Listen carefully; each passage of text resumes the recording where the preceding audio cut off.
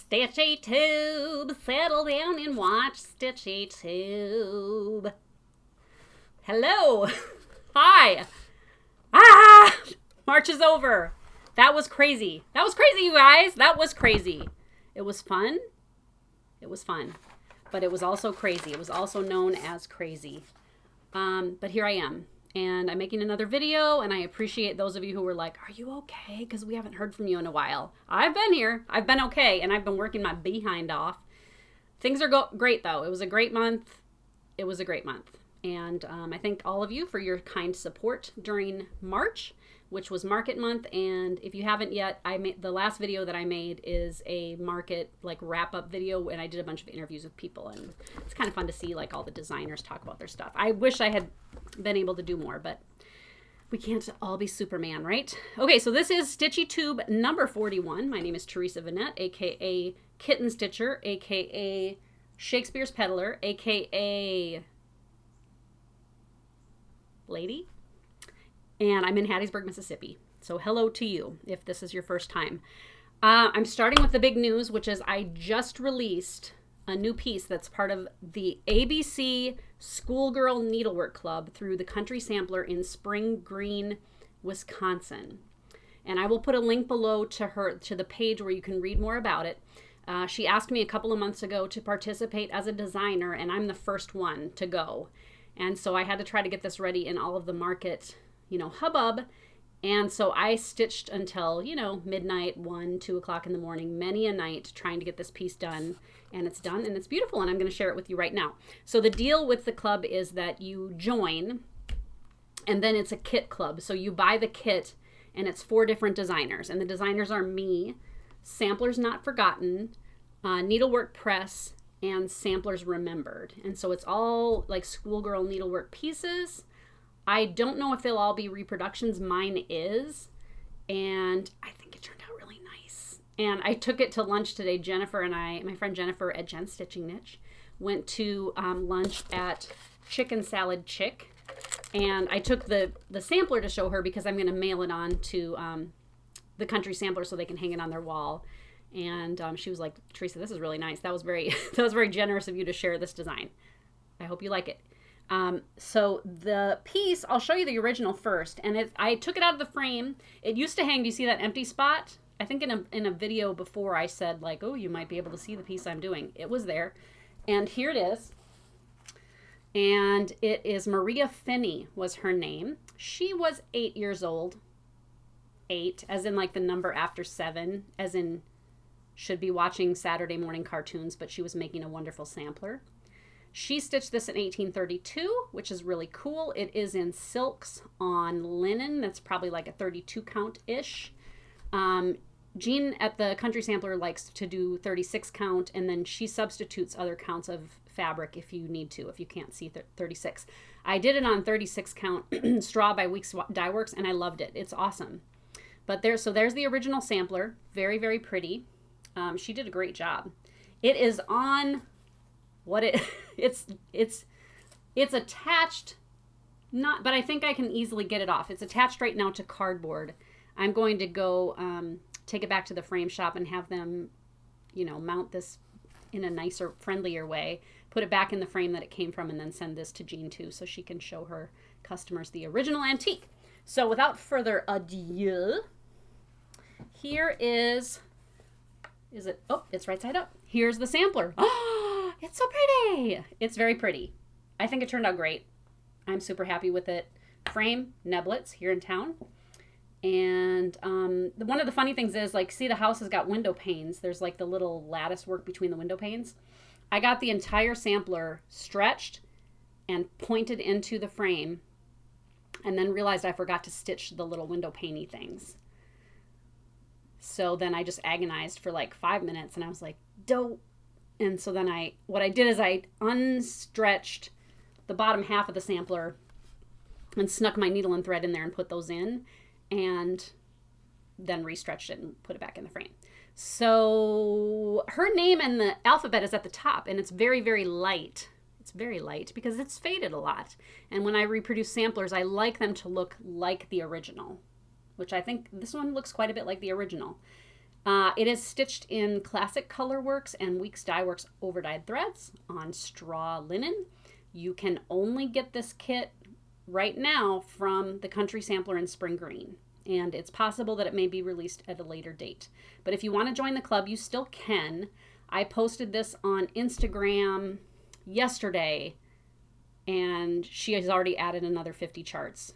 I shipped off like 70 pounds worth of charts, and she's added another 50 in less than 24 hours, and so we're hoping to grow the club even more. So all the other ladies who are participating are great designers, and I'm excited to see what they have to offer. What I liked about this sampler, and I don't normally go for things that are as symmetrical as this, and it's not totally symmetrical. I love this rabbity, whatever that is, that's super cool. The colors, I think, were what I really liked about this one. I love the blue with the gold and the brown and the white. It's very kind of springy feeling. The tree is amazing. I love those teal blue fruits that are on there. And the house, I liked the house too. And I just feel like maybe that's Adam and Eve's house. So the name of the sampler is Maria Finney, 1832, Adam and Eve's house. That's the name of the chart. And so Country Sampler, Spring Green, she's very, very nice, and she has a cool store. And I know you hear about her because she does conversions for things that people really are into. And so thank you for asking me to participate. I was happy to do it. And that's what I have been working on like a crazy woman. Okay, I'm going to talk about what I'm all into, because I am into things. One of the things I'm all into right now is using this. I use my rolls of tape that I used to ship to make like a base for my cups when I drink things. And that way they don't easily tip over. Fits. Right, Fitz? Right. Because he will tip things over. So I'm super into using my tape rolls for that. That's a weird thing to be into, but I can be into it. I'm way into Ugg slippers, and I'll put a picture here. I got my dad a pair of Ugg slippers for Christmas, and I know he's really liked those. So then I was like, I don't know. I had a pair of slippers that I got, and they were called like the world's most comfortable slippers. And they were made by like Land's End or something. And I kind of looked at them, and I did like them. But these Ugg slippers are great because they have like a flat bottom, and I just wore them to the chicken salad restaurant. And they're fine. Like they've got like cushy, like sheepy, and so I have bad feet, and they feel good on my feet. They're great. They're not cheap, but I think I'm gonna wear the heck out of them. And you can get them in different colors. I got the natural brown, so I'm all into those right now. Putting them on the first time, it was like, oh yeah, that's awesome. I'm all into azaleas, and actually we're just getting ready for those to start dying down. If you don't live in the South, you may have heard of azaleas. They don't grow everywhere well, I don't think, but they do grow well here in Hattiesburg. The thing is, they're kind of like lilacs in that they're a very short-term thing. So when they bloom, the bushes are full of flowers. Like it's a million flowers, and it's just a sheet of pink or red or purple or white. Those are the colors that you see here in Hattiesburg.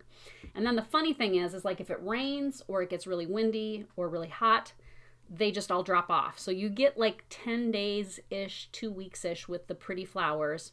And then the bushes are just ugly bushes. Some bushes are nice. Like I feel like lilacs, they're kind of full and the leaves are shiny. And these are just scrubby looking, thin, bumpy, lumpy, twiggy. They almost look like just weeds or whatever. They're not attractive. But for 10 days, they're amazing. So I'm loving the azaleas right now. We have some in the front yard that have finally started after 13 years to just bloom. And I even forgot what color we got. They're white. And it looked almost like a bridal gown. Like it was just lacy, white, soft, very pretty. Speaking of yards, I'm all into help with my yard. Last year was the year of movement. This year I declared to be the year of divide and conquer, which means I'm going to just try to do a better job of asking for help. And I think that's good for anybody. And so I have a gardener. His name is Luis.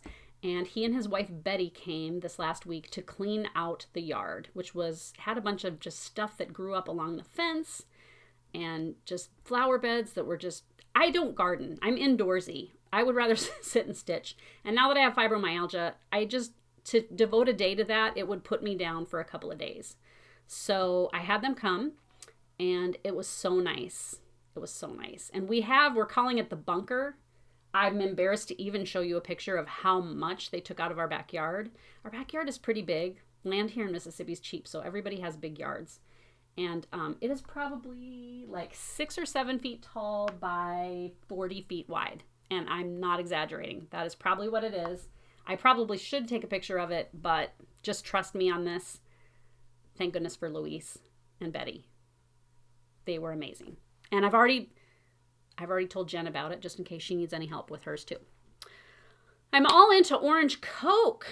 Coke just released this new flavor. They have cherry Coke, of course, and vanilla Coke, but they hadn't really released a new flavor in the standard line for a while. And it's really good. If you like creamsicles, it kind of has that kind of a flavor to it, where it's kind of a orange cream cola flavor. And it comes in Coke Zero or just regular Coke, and it's very good. So if you haven't tried it yet, I recommend it. But I guess if you don't like orange flavor, you might not like it as much. But so that's good. And that's what I'm all into this week. So I had a few questions sometime. Bendy Stitchy actually sent me one in relation to a video, and she said, how much ink do you go through? I go through a lot of ink. And I have talked to a number of designers about printing this month, because we all try to figure out like how to go about printing our charts. And it's hard to know what to do, because I think we all kind of make we kind of think of an idea and you do it and you tweak it as you go. I'll show you what my charts look like. So like this is my new Louisa Horsey chart that came out in March, and it's got cellophane on the outside. And I just like the clean white, and my website is kind of clean like this, and I ship in all white wrappers. I like the idea of just kind of the museum, how like you go to a museum and the walls are just white and then it's the art. I like that. And so I buy deluxe paper at Sam's. That's a nicer, kind of thicker paper. And then I use a Xerox printer. And Xerox has had this printer program. And you can get a free printer for your business. I don't know if they do it for personal. I doubt it. I don't know. But it's about the size of a fridge, a dorm fridge. So it's like 2 feet by 2 feet by 2.5 feet, somewhere in there. It goes up to a little past my knees, I think. And the printer, which is normally like, I think $1,500 to $2,000, is free. But then the agreement is that you buy your first complete set of ink, so all 4 colors, cyan, magenta, yellow, and black, directly from them, which runs about $900. And then after that, it's just yours. And you get service for free. It makes really nice copies. The thing that I like about it is being able to whip up more charts quickly and easily. So like if I get an order from Hoffman Distributing today for, 100 more of A Savior's Praise, I can, as long as I've got the ink and the paper to do it, I can just print them and pack them and ship them out. And I don't have storage issues with a lot of my charts. I try to keep anywhere from like 5 to 20 on hand of each one, just because I receive orders on my website. And sometimes I get orders from shops, and they're usually less than 10 usually. And it just allows me to be kind of fleet of foot and not overprint something. Because all designers have charts that they think are going to do well and they don't, for whatever reason. Sometimes, we think it's a good idea, and then everybody else goes, that's weird. That was a weird idea. And it doesn't sell well, and that's fine. That's totally fine. But like I said, I really like being able to just have exactly what I need and not more. Because the problem with getting into 4-color printing, if you go with a commercial printer, is that typically to get the best deal, you have to order at least 1,500 of something. Or maybe 2,000 or whatever. Well, that's going to take up a lot of room, number one. And number two, it's expensive. It's an expensive outlay at the start, especially not knowing if the chart's going to do well or not. Although, I mean, I have kind of started to think about 4-color printing. I guess I'm just thinking about it. But I've talked to a few other designers about the printer program. And so the way that the printer was before this one is I would buy ink and they came in a cube. And they were like puzzle cubes, so you could not put them into the wrong slot on the printer. And they were almost like a crayon material. And I bought those. Now, what I have now is, and I'm not going to pick my printer up and show you, but so the ink that I get comes in these cartridges. And I buy the extra high capacity cartridges, which are supposed to do up to 22,000 copies. And it's pretty, I mean, I make a lot of copies. Designers just do, because you figure like a chart like Louisa Horsey, this is a 17-page chart. So it's, you know, if you're going to print 300 of them, that's a lot of pages, right? I'm not going to do the math for you. So the ink comes in there, and then I just slide them in to the front of the printer. The printer tells me like you're running low on black ink, or you're running low on yellow, or whatever, and I can just order it direct from their website. I do get it a lot of times from Amazon because I find it's a little cheaper, and I have a Prime account, so the shipping is free, which is nice. And then I can also do like collated copies on it. I can scan with it, and it's just a great deal. So that's how I do my printing, and I went through so much ink in March, like a whole bunch of ink. And I think I'm down to just a blue cartridge left. I've got some more yellow on the way, and I just replaced the black yesterday. But I also use it to print like my shipping labels and things like that. It's great. So in answer to your question, Bendy Stitchy, how much ink do you use? Like a metric crap load? I don't know what the term would be. A lot, and it just depends on the time of year. But lately it's just been a lot of ink. And so just FYI then, that black cartridge for 22,000 copies runs, I think, about like $180. And the color ones, which are supposed to do about the same amount, they don't, though. They don't. Because, you know, when I print a color copy, it's going to have a big area that's color. You know what I mean? That's all color. And so those cartridges are like $265 or something like that. So a lot. I go through a lot of ink, but it's cheaper and easier than using a commercial printer. The other thing is, I live in Hattiesburg, Mississippi, which is a smaller community, and we just don't have a lot of print shops here. So I haven't really done a ton of research. For a while, I was using a downtown print shop. The color copies were cheaper, but they really just weren't great. They were dull and dark, and so this is what works for me. Patch Play with K asked, why isn't Market more like a convention? So if you watched the last video, you maybe saw that the Nashville Needlework show is done in the hotel rooms. And so there are like 4 floors or 5 floors of vendors, designers, distributors, you know, producers, whatever, in the needlework industry. So each room is the shop. And so you, as a designer, you sleep in the back room and you set up the front room with all of your inventory and your new things. And it's great because you're sleeping with your products. And I've done convention-like shows before, and one of the downsides is they're much more expensive, because not only do you have to pay for your hotel room, then you also have to pay a convention room fee. And they charge a lot of money for those. You know, it's because you rent the space, so then they have to have the staff, and then the food has to be catered by them. And then they have to hire security to sit there all night with all the needlework stuff to make sure some crazy lady from Saskatchewan, I know how you are, you Canadians, I'm just kidding, comes in and takes all of your snag nabbits or whatever. So it's like I can set up my booth in my pajamas and I can rearrange it in the night before I go to bed. Like it's very handy. And the other thing that I like about it is that it's when you're in a convention center, it can get very loud, and the ceilings are really tall, and it just feels like big. And having them in the rooms at the Embassy Suites, it's like you're tucking into a cozy little needlework shop every time you walk into a door. It contains the sound. You feel like you're getting more of a one-on-one experience. You're not distracted by other things going on. And so I think that's why Embassy Suites seems to just work really well for the industry. There used to be more shows, and one of the big shows was in Charlotte in the summer. I want to say August, and I only went to that one, I think, twice. I met Teresa Wentzler.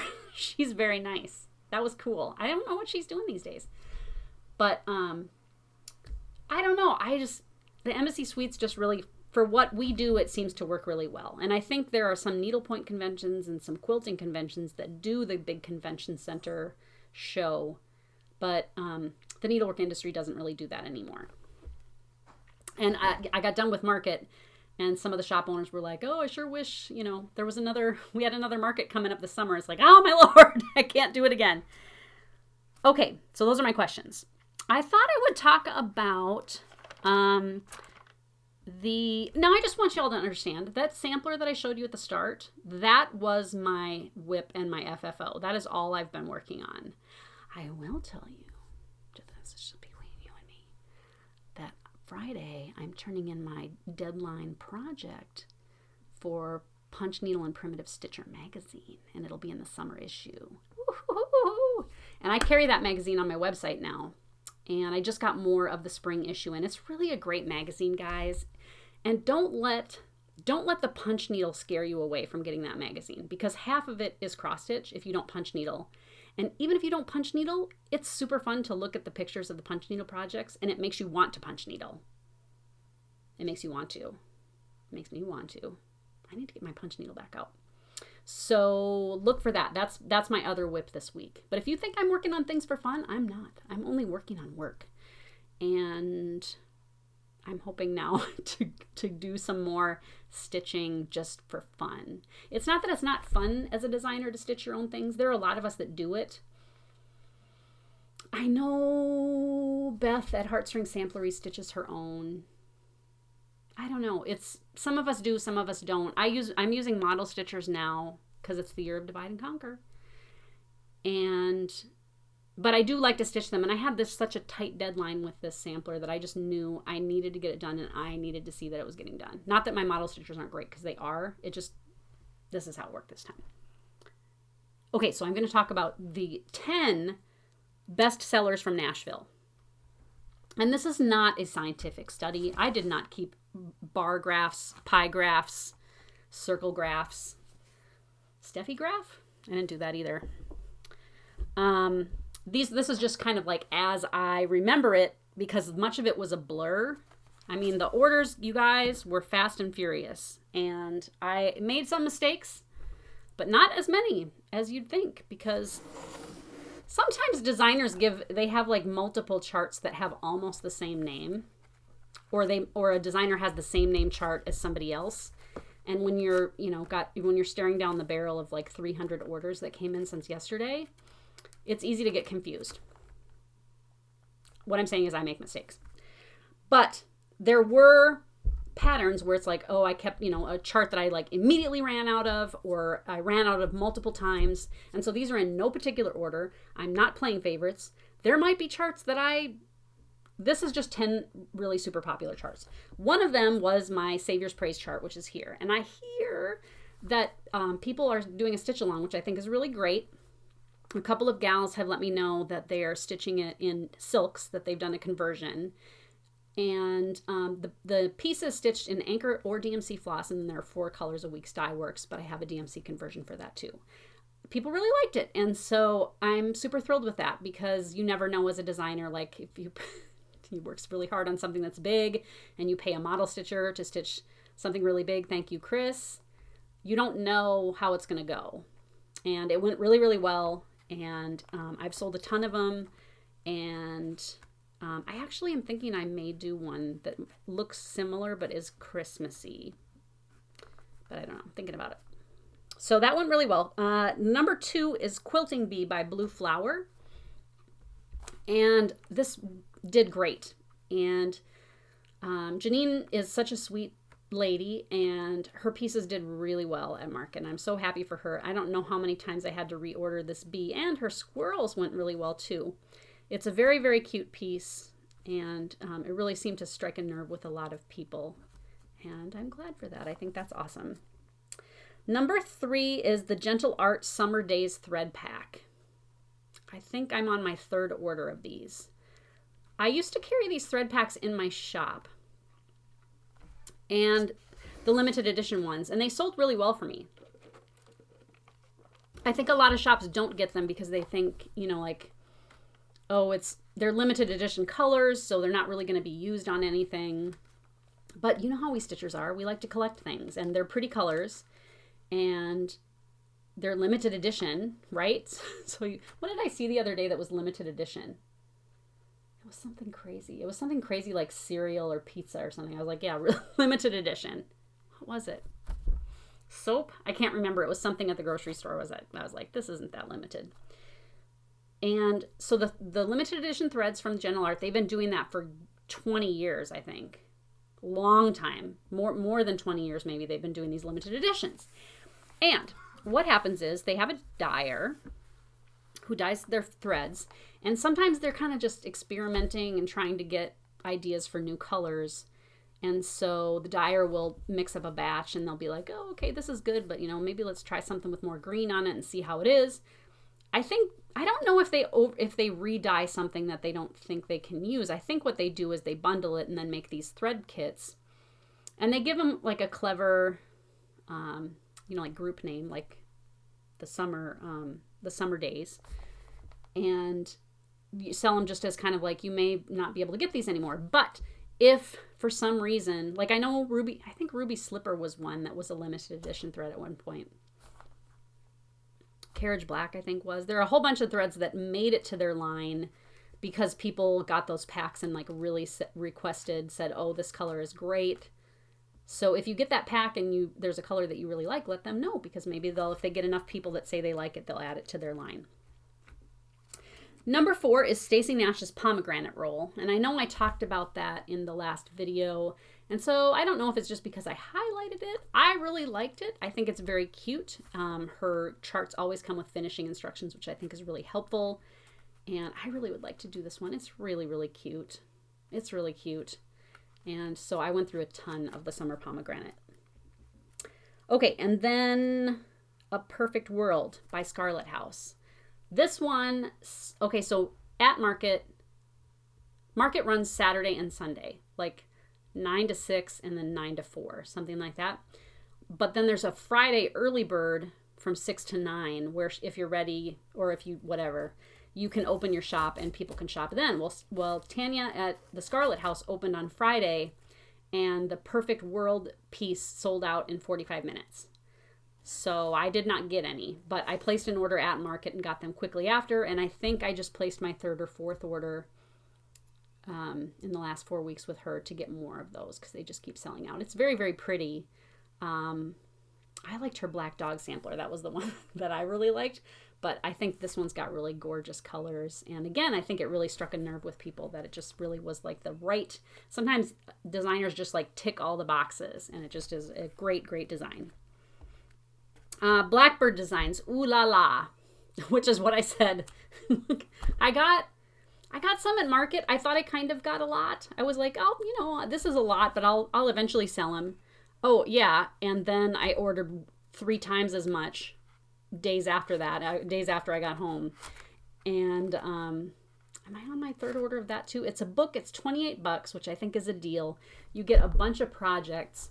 And their books do go out of print, just like a lot of their charts. But I feel like per design, it's a really great deal. And they're just fun to look at. I have, I think, almost all of their books. I probably have all of them. But you can't miss them, because then if you think about it later, then they're sold out and you can't get them. But this one, it was great. And even Barb and Alma were like, geez, we sold a lot of these. But all of their books, really, they sold a lot. So that was great. Kathy Barrick's HL's Moth is really, really cute. I actually, like last summer maybe, was on eBay because everyday troll the antique samplers that have been posted, because you never know what you're going to find. That's where I bought the Finny sampler, and that was a buy it now. But anyway, I saw this sampler that looked just like this moth, and that's all it was, just exactly like she reproduced it. It was a moth in those colors on fabric that had 2 seams in it, and then it continued past the seams. And I emailed Kathy and I was like, okay, this totally looks like you. And she was like, are you going to bid on it? And I said, I really think you should get it because it looks like you. But I would have, if she would have said no, I probably would have gotten it. But the starting bid was $25. She was the only person. So like she bid $25, she got it for $25. And so she reproduced it as the piece, but then she also had a kit. I don't think I have any of the kits left. I don't know if I can get them, but she made it into a necklace on 40 count over 1, which was really cool as well. And I sold a ton of those, and it's really unusual. Like if you like reproductions, people are all into moths now too. There's like this meme of the moth like flying toward the lamp. I don't know if you know what a meme is. It's kind of a joke about how much moths love lamps. I love lamp. So then the next one I will say, this is number 8, is Elizabeth Weston by Hands Across the Sea Samplers. And Nicola is so nice, and she's so talented, and her pieces are so lovely.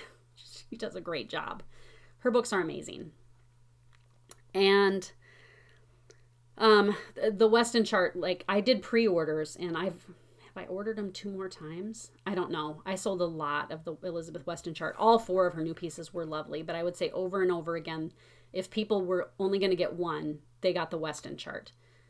Her other ones are absolutely gorgeous as well. I think, one of the things about the Elizabeth Weston chart is that the colors are very feminine. You don't typically see like that much like kind of pink and cherry red, and it's just really kind of a cool color combination. It looks like it'd be really fun to stitch too. And so she soon will have the Queen of the May chart coming out. I have ordered 75 of them, and that's going to be, I think what I'm going to do is just post pre-orders at some point. I don't know when I want to do that. You know what? Today is Tuesday the 2nd. It's Tuesday. And I'm going to say that Saturday morning, this coming Saturday morning at 10 o'clock Central Time, which is what I am in the United States, I will post the pre-orders. I can only get 75. I can't order more. There's only so many that are available, and that was my pre-order. And so I'm sorry if you don't get one from me, look around and see if you can pre-order one from somebody else. But if you pre-order, the pre-order costs $1. You get a sheet that describes how it works. But basically, once they come in, I will send you a link to your specific chart that you will pay the price of the chart, which I don't know what that is yet. I think they run around $40.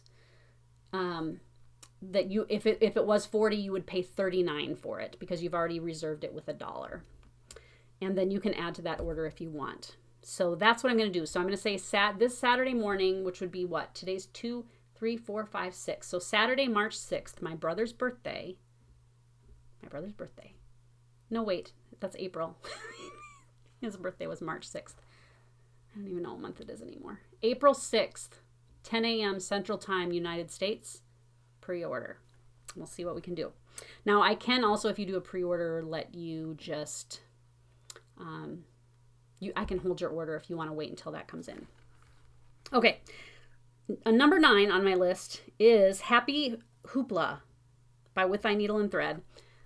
This one surprised me, and I think it's probably, like, she had 10 pieces. They were all great, but I would say that Happy Hoopla would have probably been the one I would have least likely have purchased if I was just a stitcher.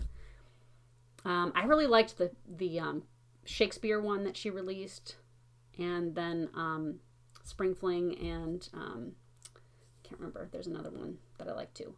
But anyway, Happy Hoopla, and I think maybe Priscilla had something. I have to tell you, I have been totally tuned out of YouTube in the last few weeks because I'm like swimming in needlework right now. Like I'm like full of needlework. And so when I sit and stitch, I've been watching crime mysteries. I don't know why. That just has seemed like what I want because I just feel like it's needlework overload. So I'm out of the loop, but I think Priscilla maybe would stitch this one and it finishes up really quickly, which I think is part of why it's sold really well. And it is very cute. Don't get me wrong. It's very cute. And then number 10, I'm going to say was Spring Fling by With Thy Needle and Thread. You can't not like that bunny. I finally got some of the pink fabric in for that. And it's really cute. Brenda's such a great designer and she's so nice to boot. So that was 10. Like I said, not necessarily my top 10. I don't know. There may have been things I sold more of, but honestly, I just can't even keep track anymore. I wish my website did let me keep track of things like that. It would be super interesting to, just kind of know what is selling better than the other things. Did I put eyeliner on one eye and not the other? I maybe did. Page 2. My giveaway. So last StitchyTube, I gave away some primitive hair things that I got in a grab bag at Primitive Hair for free, and I like to pass those on to you. The question was, what has been your favorite piece to come out of market so far? And the winner is Ranny Cardino, and I know Ranny has been a longtime customer of mine. I mean, I remember her buying from me, back in the days where we were flappers and we were dancing the Charleston and we were drinking bootleg liquor, and that's how far back we go. But Ranny, congratulations. Email me your address. My email's below. I may also have it, but email it to me just so in case I need to know where to send it. Congratulations. That's awesome. So the next giveaway, and again, these are freebies. Sometimes I get, okay, so what happens when you order from designers is if I order from a designer, a lot of times designers, charge you shipping. And the thing is, charts are really heavy. And so shipping is not cheap. And even anymore, like if you try to send something parcel post, it's like $1 cheaper than sending a priority. So you just might as well send a priority.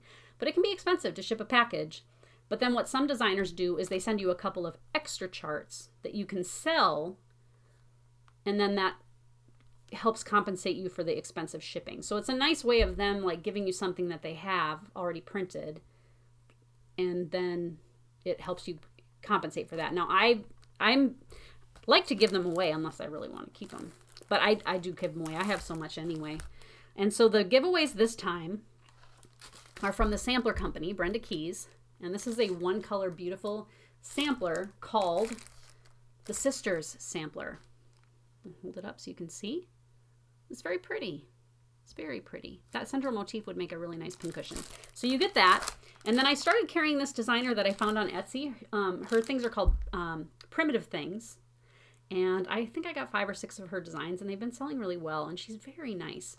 But she had these cards printed up, and she sent me a few packs of them, and so I'm going to give you a pack of these cards, too. So they're sampler note cards. And so that is the prize for next time. And the question is, in your comments, I'd like you to talk about just if you plan on participating in Stitch Mania this year. We're like less than a month away from May, and it's time to get crazy, right? Stitch Mania. If you haven't heard of Stitch Mania, it's basically a month where needleworkers come up with a goal, like to maybe, and a lot of it is to start a certain number of pieces. So I think some stitchers will be doing 18 new starts in May because it's, no, I don't even know what year it is. This is sad, people. This is sad. Because it's 2019, some stitchers will be starting 19 pieces.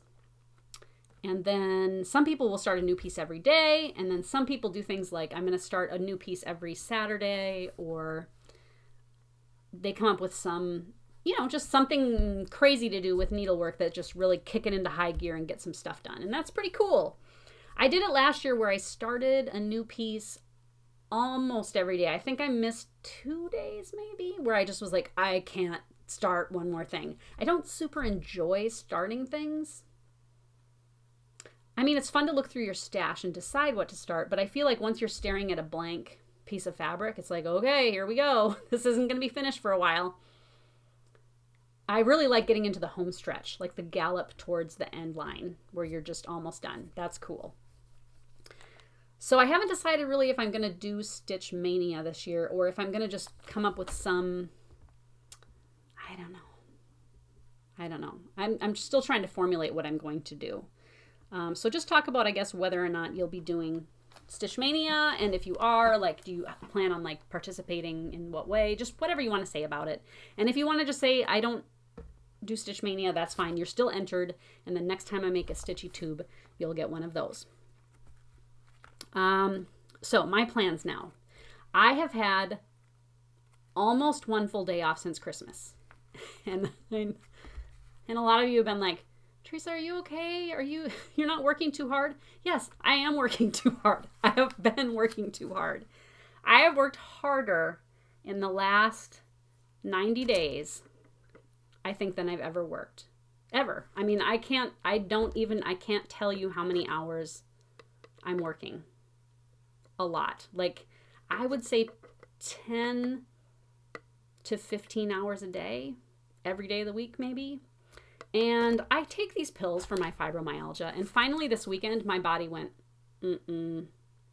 no more of this. And so I kind of had a stomach ache and was kind of achy on Sunday and Monday, but I still had stuff to get done, and I did. Graham is coming over to help me pack orders, and that's good. He's getting better at it and quicker at it, but he still has questions. He's still learning because he's not a needleworker. But my plan is that the week before Easter, so I think that's like the third full week of April, I'm going to take completely off. So I'm going to do a Saturday, Sunday, and then Monday through Friday, and then Saturday, Sunday again. And just take it completely off. Now, what does Hamrock have to say? Hamrock says, you can't really take all that time off. You're a workaholic. You love to do your needlework stuff and your business and talk to your customers. Yes, I know, Hamrock. But I really need to take this break, don't you think? Yes, I do. You've been working very hard. Thank you, Hamrock.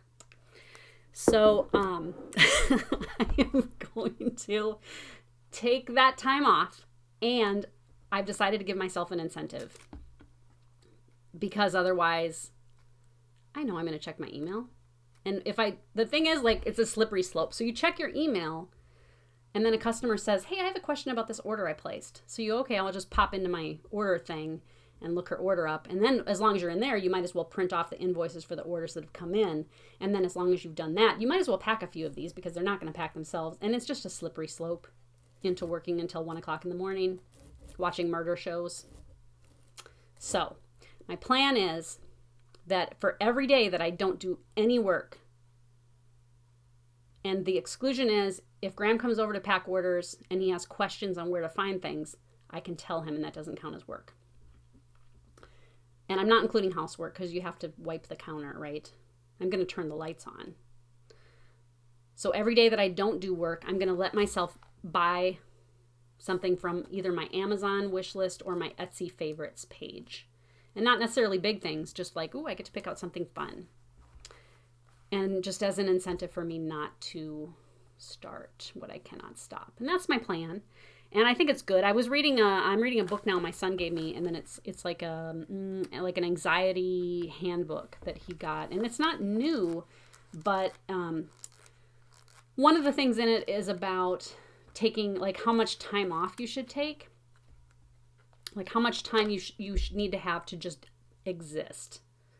Like, I'm not cooking, cleaning, I'm not, whatever. I'm just being. I'm listening to music, or I'm sitting outside drinking a cup of coffee. And they said an hour. Oh, hi, Grumpy. Hi. I'm going to come up here. They say an hour a day. Oop, there she goes again. Are you so nice? An hour a day of just being, and then some other things. But then they say every 12 to 16 weeks, you need to have a complete week off. And I need to do more time off. Because a lot of times when I do take a vacation or something, it's like for a retreat, and it ends up being kind of for work. Right, Grumpy? So that's my plan for my time off. So I hope you're, like, able to relax too. I know I was talking to my dad about it on the phone, and he was always kind of like somebody that was really pro work. And I think he and I are both people that, I mean, through our lives, we've had a couple of jobs at a time. And it's enjoyable. Like, it's nice to get things done. It's good to work with people toward a common goal. You feel productive. You feel challenged. I think it's a good thing. But I think too much can be too much. So I'm going to have that time off. And then maybe I can like formulate a plan for Stitch Mania. Like I said, I haven't been listening to people on FlossTube, so I know there are a whole bunch of videos I need to get caught up with. And so I'm going to start doing that, getting caught up with y'all, and start relaxing a little bit. I feel like I've been talking a mile a minute. Things are good. Things are really great. And I so appreciate everybody. I still say several times a week, thank goodness I quit my job and came back to needlework. Like, it's just been a great experience. And so many nice people, like almost too many nice people. No, there's no such thing. So that's really all I have to talk about today. I don't think I missed anything. It just feels like it was shorter. I think because I was talking so fast. I think you can use YouTube to slow me down if you need to. So that's all I got. And I will see you again soon. And remember Saturday at 10. And if you miss it, I'm sorry. And I can't put people early on the Queen of the May charts. I can't. Like, if you send me an email, I'm putting them up at 10 on Saturday, and you either get it or you don't. And I'm sorry. They're not unlimited, but they're very worth it. And as soon as I do get a picture, I will put one up, but there's no picture available quite yet. Okay. Thank you very much. I wish you well. I bid you peace. I bid you adieu. And Hamrock says, bye. We'll talk to you next time.